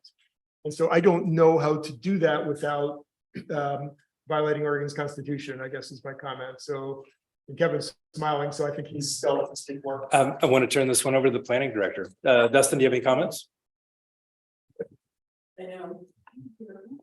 I want to hear. Sure. This is not the final destination of this. So certainly the raising the constitutional issues is good. Again, we're asking Landmarks to review this through the historic lens. So, you're not having a binding final destination on it. The signage aspect is, you're talking about content neutrality. And I think we were looking at this as the difference of style and characteristic, the exposed bulb, the location, the non-conforming nature of the sign, less bound to whether this is Hotel Oregon, a trademark, hotel or Hotel Wacoma, or Hotel or Wacoma Hotel. I think stylistically, size, material, and location, that's what we were considering. I guess my point is that if it said vote for Arthur, then it would have different historical relevance than if it says the name of the hotel. Correct. So that's where there is a dilemma, because I believe we're prohibited from looking at content, but I don't know how to offer a comment on the historical relevance without talking about content. So, no, I'm talking simply because if they get a variance that allows them to put a sign there, the content of that sign is not required to be advertising the name of the hotel. And so that is a dilemma that I see. I think sorry, Mr. Chair, we would be looking for a much specificity of that sign in its style, not necessarily to control the content, but the request as submitted. So I understand. But you also understand my point. You absolutely. Yeah, thank you. So again, Lock, Locke. 2204 Sherman Avenue. With respect to what Dustin Nielsen just offered, I will additionally offer that our intent is to highlight the name of the hotel and not have the, additional paragraphs of vote for Chelsea, Will, Arthur, Cindy, and Libby in the next election or any other, Right. paragraph form, like you might have seen in some of those historic photos where they had the additional information on there. Is that? Like internet, and we have 24-hour movies for men. Triple thick toilet paper, all the amenities you could possibly want at a high class hotel. So I'm sorry, but you just got to my second question, which you may laugh, but this is actually serious. The mural, what was distinctive to me about the mural on the side of the hotel was it says Hotel Oregon. What you can't see below it in the pictures you provide is it says ladies restrooms. We do intend to have restrooms open to ladies in the hotel. And all genders. And all genders, indeed, inclusive of, absolutely. I know that's probably not your question specifically, My but question is your intent to limit it to the name of the hotel? so we still have to do some work regarding whether that can be the name of our hotel, right? Obviously, we'd prefer to have the hotel name that we are going to work with as opposed to one of the many historic names that are now being used by other fantastic businesses in the area. That's the main thrust of it. I'd be curious to know if you have thoughts about retaining the additional material that was on there historically. We'll discuss that during deliberations. I don't want to get out, but this is where we ask you questions about it.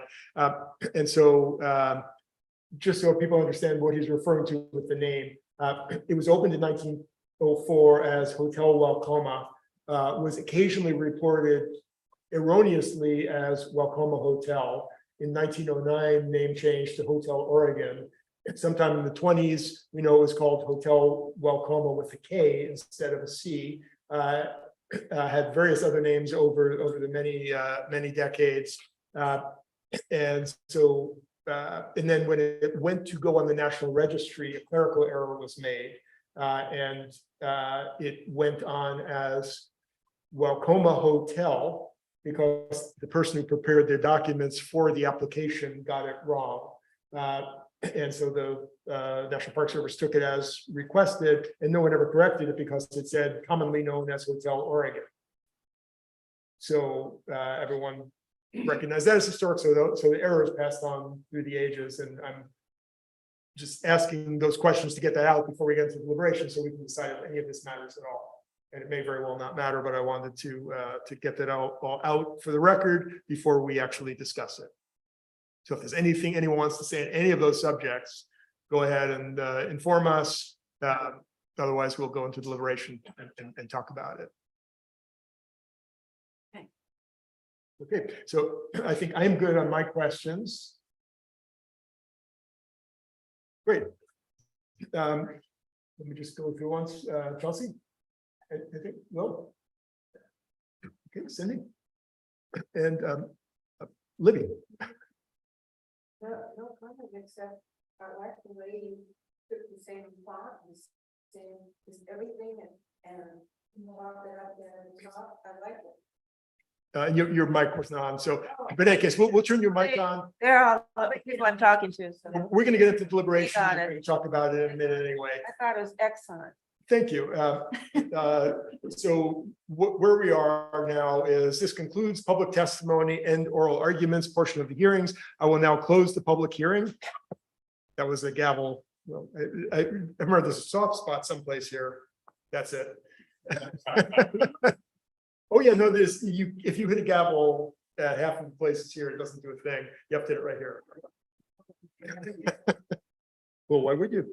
Yeah. Great, so close the public hearing, now begin deliberations, so board discussion. So this is where we get to talk about everything that's been put in front of us, and then we get to, someone will make a motion, we'll get a second, we will approve, we'll either deny, approve with conditions.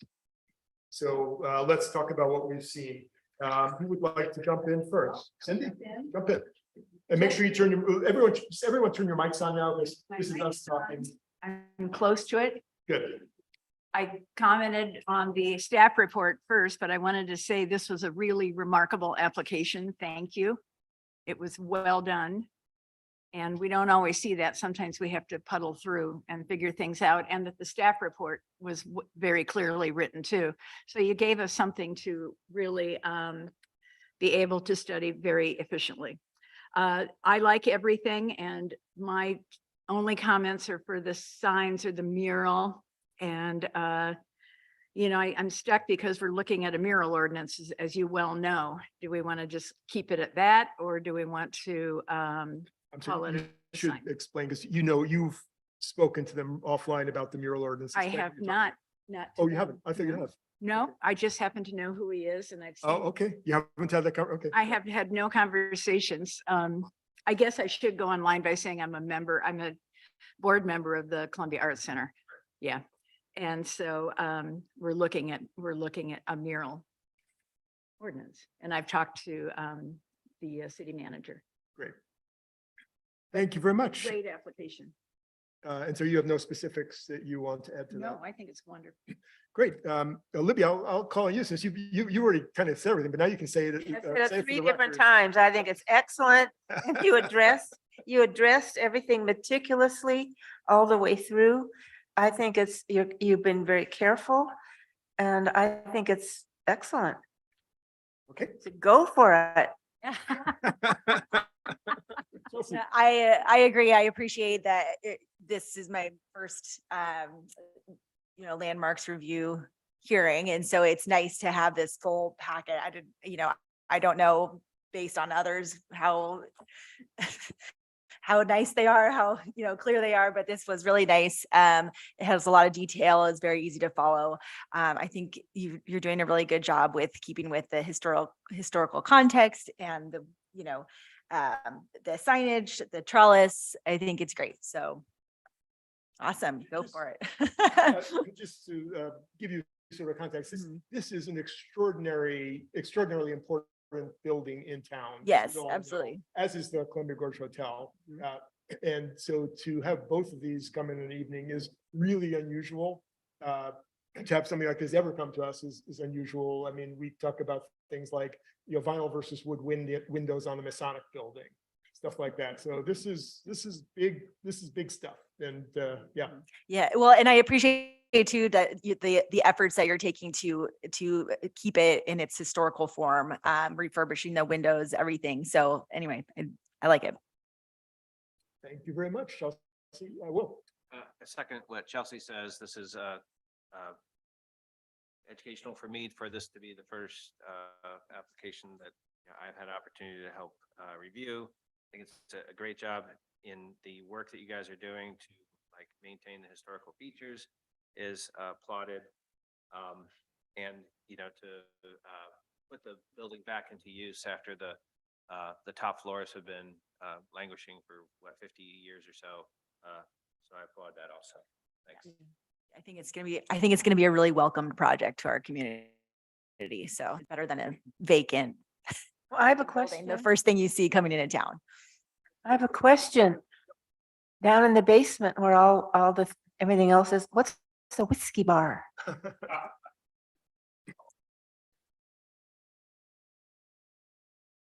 Women and men. It's not like a men's bar down there or anything like that. Adults. Let's just say adults. Fabulous. I like that. Okay, so now it's my turn. And I think everyone stated quite well that this is really an extraordinary application. I know for years we've used the desire to see this building not torn down, really, as motivation for a lot of our discussions as we've talked about historic preservation in town. And it's always come down to, well, what about the Hotel Oregon building? And we've talked about parking restrictions. We've talked about all sorts of other code issues. It's always come down to if we don't allow for adaptive reuse, if we don't have some amount of flexibility, we will never. It will be easier and cheaper for people to tear down a historic building like the Hotel Oregon building rather than to do something with it. So I'm thrilled to see this come before us. I just want to talk about one specific, which is the sign on the third floor. It's my opinion that the historic nature of the hotel building, it is not the same without that structure there. That having the sign facing the railroad depot with the historic style, and we know that after electricity came here in 1904, 1905, every single building had a sign on it with those little light bulbs that was lit up at night, from the Paris Fair to the Brussels block to everything else. And that was a marquee feature. I guess that's a double entendre, yeah, because it is a marquee. But it was a marquee feature of the building. And so I would say that from an historic perspective, I would advocate for us as a board to state that should be considered in the planning and variance processes. That we recognize that, I'm going to suggest that in our motion, we include that we recognize that the specific nature, the historic nature of that sign was fundamental to the architectural period and to the integrity of this building as a historic document. And character of downtown. Thank you, character of downtown. So I feel very strongly about that. Then the second issue is the mural on the back, and I feel less concerned about that because as far as I know, that's something that moved around and was kind of just, we got a blank face, let's put something there. And that moved around. So I don't know whether, Libby asked which we're talking about. Let me, hold on. So we're talking about this view here on page 34.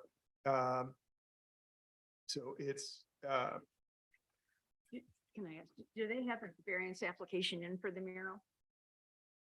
No, not yet.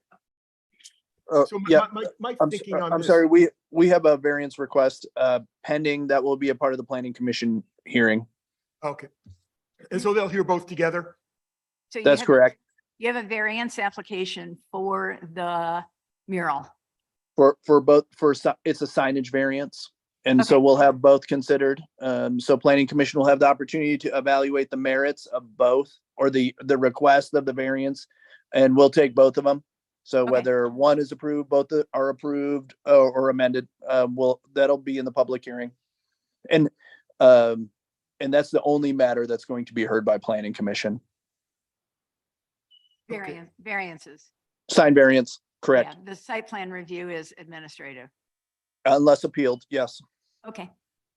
Okay, so I'm sorry, I just have to think about this for a minute. I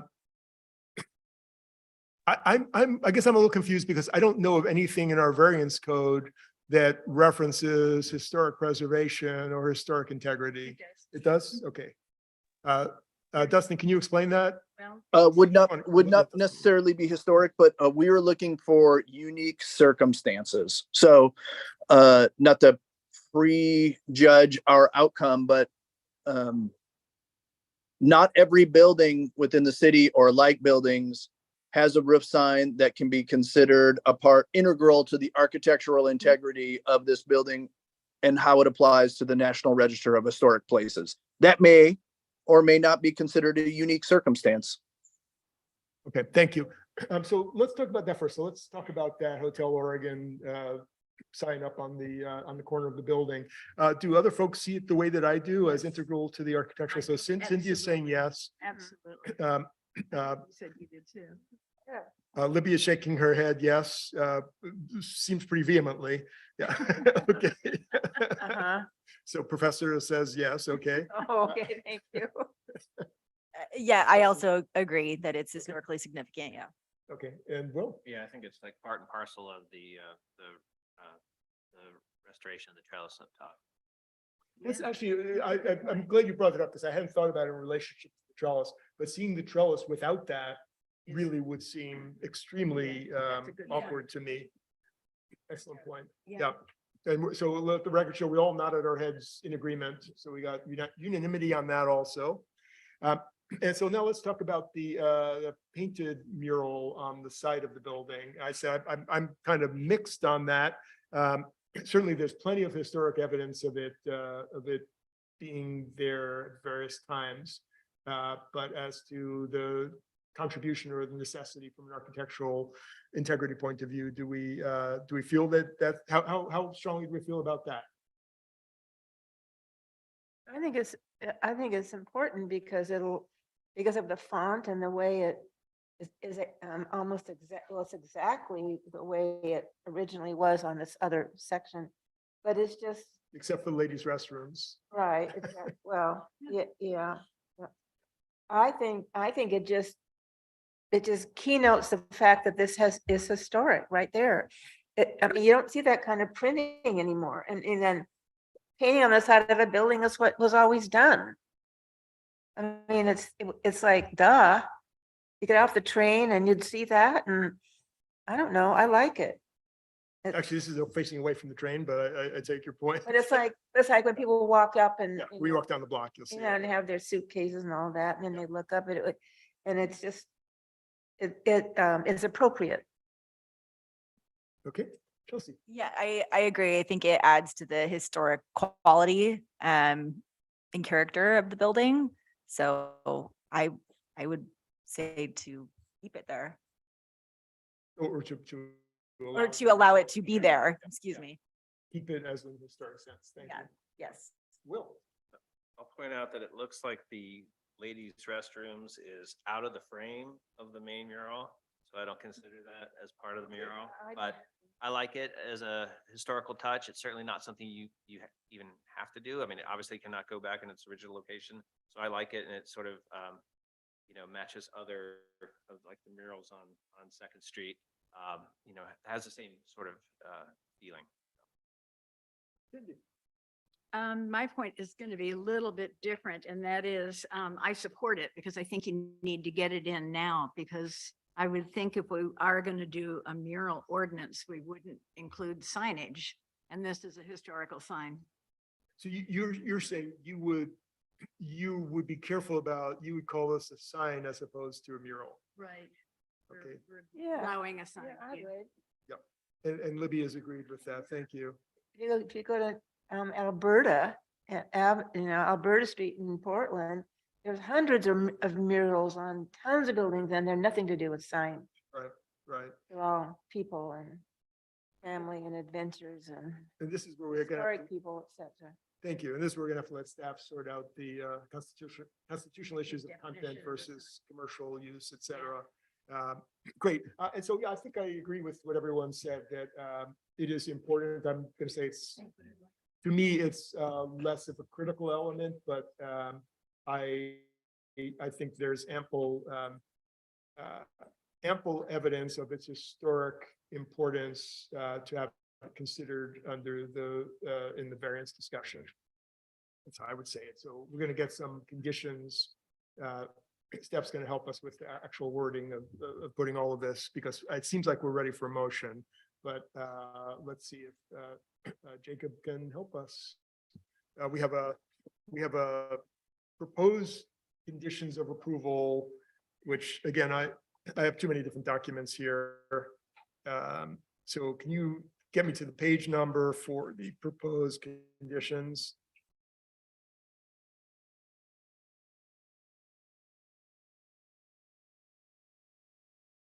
If you guys do you need a couple of minutes? We could also recess for a couple of minutes.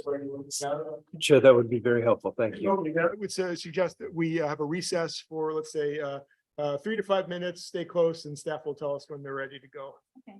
Thank you.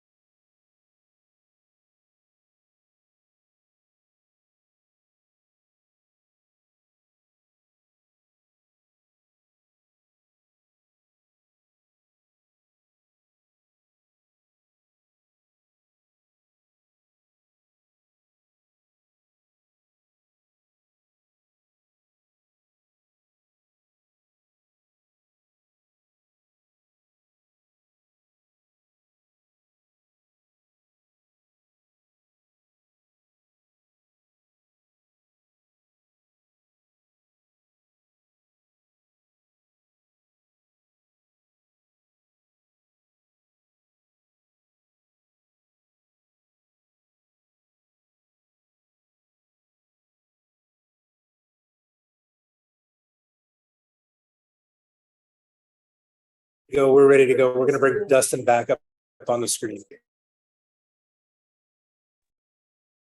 Thank you, Mr. Chair. Have you brought us back in? I didn't hear the gavel. Okay, everyone turn your mics back on. So we are now back in session at 5:30 PM. And staff has had a time to think about this, and Will has pointed out to me that on page 20, we have some recommended conditions of approval. And I assume that staff has kind of poked around in those a little bit, and let's let staff tell us what they've come up with. Yeah, so you have conditions of approval included in your packet.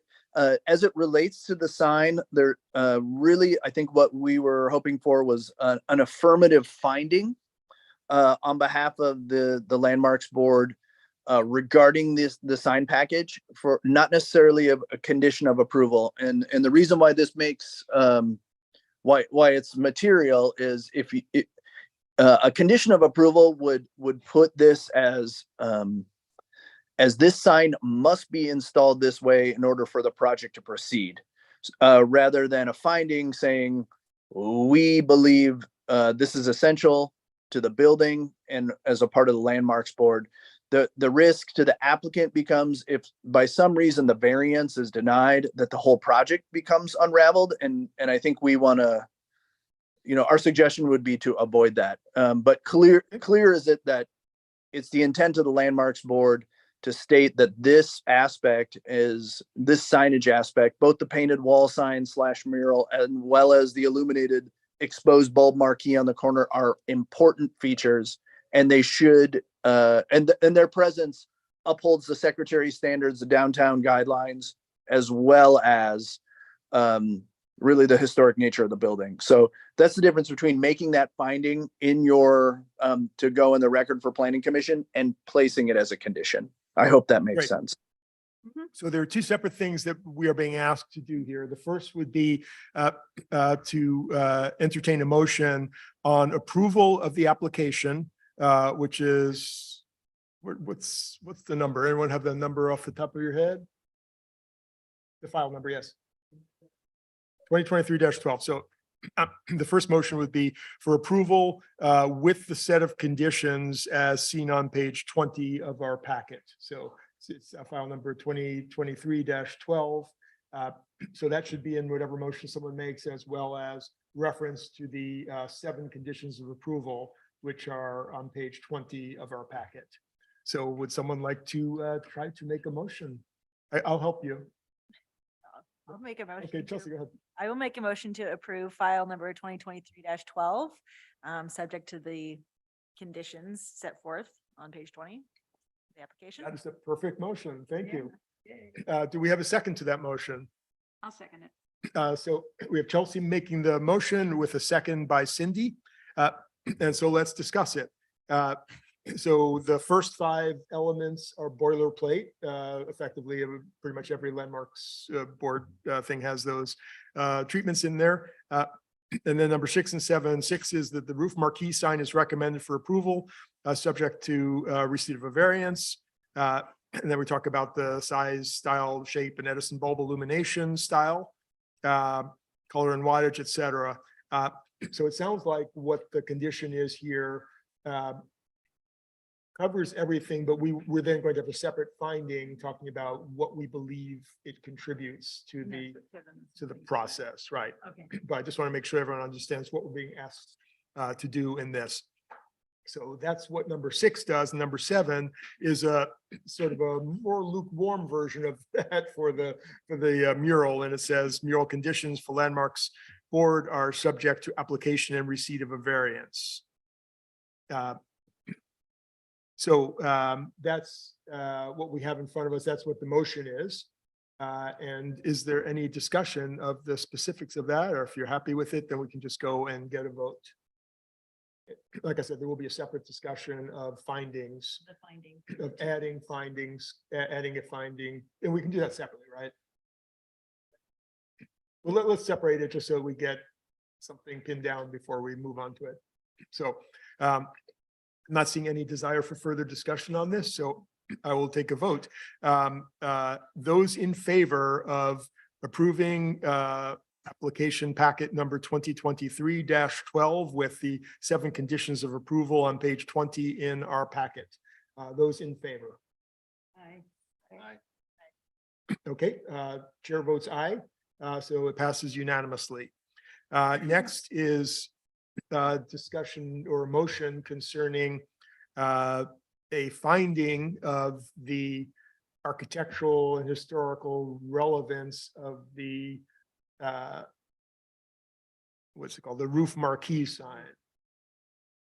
So, Kevin, did you want to give us some proposed language? I think you might refer to both the marquee sign as well as the painted wall sign. Okay, and what's your recommendation?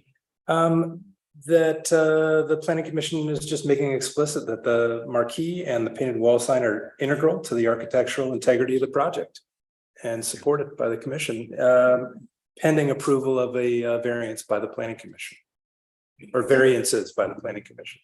Great, so we want to make a motion. Cindy, okay?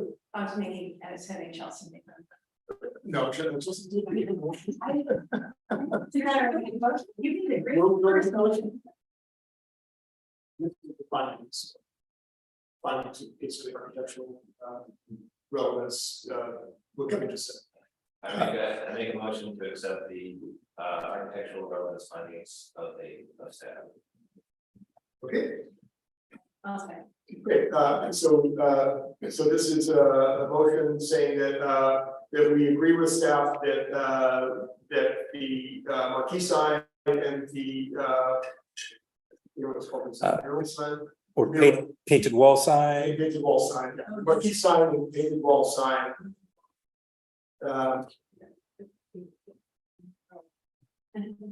Yeah, so let's there was a motion in a second, so this is on the floor, so I would entertain a motion that Libby just made, I think, to change the word mural to painted wall sign. Is there a second on Libby's motion to use the term painted wall sign instead of mural? Chelsea seconds that. So what we're doing first is an amendment. It'll make sense in a minute. So an amendment to refer to this as a painted wall sign. Is any discussion on that? Is there any objection to that? You know, objection, and now we've amended motion where we're talking about the painted wall sign.